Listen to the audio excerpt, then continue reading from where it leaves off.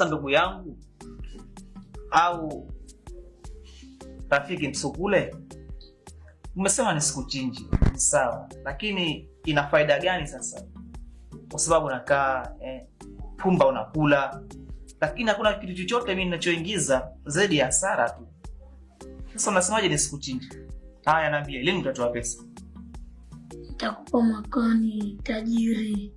Mwakani? Kwa mimi nisile mpaka mwakani kusubiria utoe hela? Basi nawe usile mpaka mwakani, nisikupe pumba. Hii ukae tu hivyo hivyo. Siku utakayotoa hela mimi nitachukua hela nenda kununua pumba ili wewe nikupe ule. Sio hivyo tajiri. Mimi natakiwa unipe kula ili nipate nguvu ya kukupatia pesa wewe. Sasa wewe unipe mimi pesa, mimi nitapataje pesa kukulisha wewe sasa? Hivi unafikiri mimi naenda huko dukani hizo pumba naenda kugaiwa tu? Unatoa pesa ndio mimi naenda kuchukua, naenda kununua pumba na kuletea wewe kula. Sasa haya, umesema pesa unatoa mwakani. Mimi pesa kukulisha nitapata wapi? Hebu acha mambo yako bwana.